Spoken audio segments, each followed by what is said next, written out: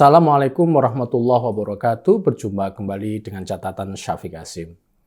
ACT yang spanduk dan iklannya tersebar di mana-mana kini terkena prahara dalam laporan investigasi majalah Tempo 5 Juli 2022. Praharanya sangat memalukan karena terkait dengan pengelolaan kepercayaan masyarakat untuk kepentingan pribadi para atasannya.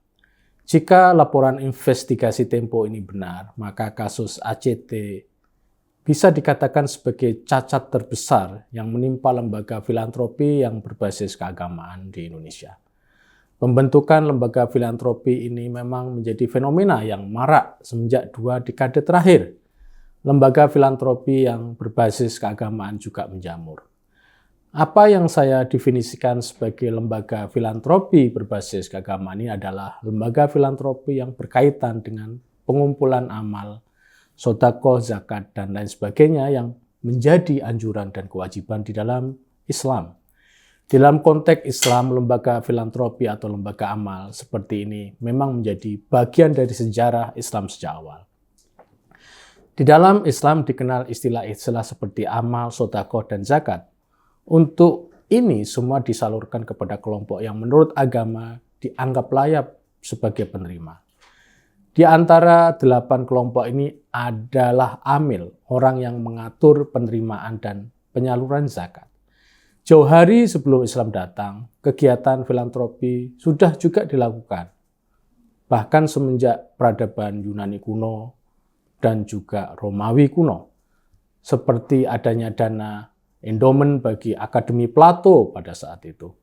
Meskipun hal-hal yang berkaitan dengan filantropi ini mengakar dalam sejarah Islam dan juga dalam sejarah peradaban lainnya, namun pelembagaan lembaga amal lebih banyak berkembang dan maju di negara-negara barat. Bapak filantropi modern adalah George Peabody. Dalam hidupnya, dia mempelopori endomen pada perpustakaan dan museum, dan juga membangun rumah-rumah untuk orang miskin. Lalu ada nama Andrew Carnegie, pendiri Yayasan Carnegie, yang sampai sekarang masih aktif menjalankan kegiatan amal. John Rockefeller sejak tahun 1913 mewakafkan harta mereka untuk isu kesehatan atau healthcare. Edsel Ford sejak 1936 mewakafkan harta mereka untuk advokasi HAM dan keadilan. Sampai nama-nama seperti Bill Gates, Warren Buffett, Howard Hughes, dan masih banyak lagi. Kebanyakan lembaga amal ini memang dibentuk untuk amal. Sumber dana mereka juga lebih banyak berasal dari kekayaan individu. Mereka mengelola secara transparan dan untuk isu-isu kemanusiaan pada umumnya. Karena untuk kemanusiaan, maka identitas kemanusiaan yang lebih ditonjolkan dibandingkan dengan identitas keagamaan. Di Indonesia, kesadaran membuat lembaga filantropi muncul dan lebih banyak bercorak keagamaan. Hal ini terkait mungkin dengan kenyataan Indonesia sebagai negara yang memiliki penduduk muslim terbesar di dunia. Sebagai negara muslim yang berpenduduk besar, potensi amal juga akan besar karena di dalam Islam selain dianjurkan, ada sejenis amal yang juga diwajibkan yang disebut dengan istilah zakat. Zakat sendiri bercorak menjadi 2, zakat individual dan zakat harta. Lembaga-lembaga filantropi ini beranggapan jika potensi amal masyarakat muslim sangatlah besar. Menurut prediksi 233 triliun rupiah potensi zakat per tahun.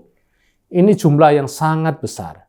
Belum hal-hal lain seperti kurban dan jenis-jenis amal ibadah lain. Belum lagi Indonesia juga mendorong pembayaran zakat. Negara mendorong undang-undang zakat dan sebagai konsekuensi negara memiliki lembaga zakat resmi atau Basnas yang dibentuk dari pusat sampai daerah.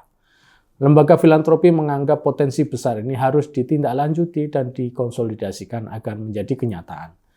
Muncullah lembaga filantropi seperti Dompet Duafa. Dari segi namanya, Dompet Duafa ini dimasukkan sebagai dompet orang-orang yang lemah. Lembaga ini bekerja untuk mengumpulkan amal, zakat, dan sedekah atau bentuk amal lainnya untuk kemudian disalurkan kembali. Karena objek utama mereka adalah filantropi keagamaan, maka keberlanjutan mereka sangat tergantung pada bagaimana mereka mampu dipercaya untuk mengelola dan menyalurkan dana-dana yang bisa dikumpulkan. ACT atau Aksi Cepat Tanggap adalah bagian dari ini semua. Lembaga ini berdiri sejak 2005. Misi utama mereka adalah menjalankan program pasca bencana, pemberdayaan dan pengembangan masyarakat. Untuk misi ini mereka menggalang dana masyarakat. Karena masyarakat itu banyak mengeluarkan dana untuk memenuhi anjuran dan kewajiban agama, maka kemudian ACT tidak melewatkan potensi ini sebagaimana lembaga-lembaga filantropi lainnya.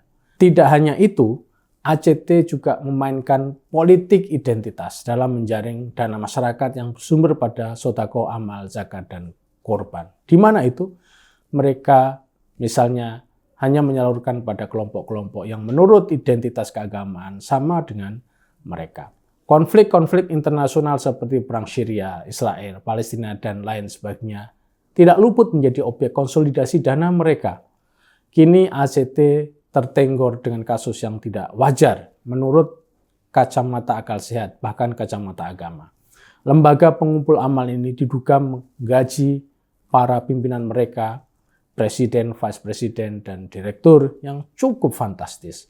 Sudah barang tentu hal seperti ini tidak pantas dilakukan oleh lembaga amal karena mereka mendapatkan dana masyarakat bukan melalui proses produksi seperti bisnis atau menjual barang, namun melalui donasi. Jika mereka mengumpulkan dana lembaga dengan cara ini, lalu mereka menggunakan jumlah yang cukup besar untuk kebutuhan gaji mereka, bahkan di luar pendapatan rata-rata orang kerja di perusahaan profesional sebagai misal, maka jelas hal yang demikian cukup memalukan. Dalam nalar kita, bagaimana mereka tega menggaji diri mereka dengan dana yang disumbangkan oleh masyarakat dengan sejumlah itu. Bagaimana amal digunakan untuk menggaji diri mereka dengan jumlah yang begitu fantastis. Di mana letak hati nurani mereka? Apalagi jika ACT ini ngurusi dana masyarakat yang bersumber pada amal, zakat, dan sodako. Mestinya jika mereka ACT membutuhkan gaji, maka pakailah ukuran yang wajar. Misalnya di dalam fatwa MUI nomor 8 tahun 2011, amil diperbolehkan mendapatkan bagian 1/8. Angka ini diambil dari jumlah 8 golongan Al-Asnaf As-Samaniyah, di mana amil adalah salah satu yang ada di dalamnya. Jika pembiayaan eksekutif ACT sampai menyebabkan lembaga ini menjadi krisis, maka jelas mereka mengelola dana yang berhasil mereka kumpulkan tidak sesuai dengan standar etis dan moral yang dicanangkan oleh agama. ACT dari awal harus sadar bahwa bisnis utama mereka adalah kepercayaan publik atau public trust. Mereka juga harus sadar bahwa dana yang mereka kelola adalah dana suci, artinya hasil sumbangan dan juga amal masyarakat. Jika mereka mengambil manfaat untuk diri mereka sendiri lebih besar, maka mereka bisa dianggap menjual agama untuk kepentingan ekonomi diri mereka sendiri. Sebagai catatan, apa yang dilakukan oleh ACT, jika ini benar, maka itu tidak bisa ditolerir.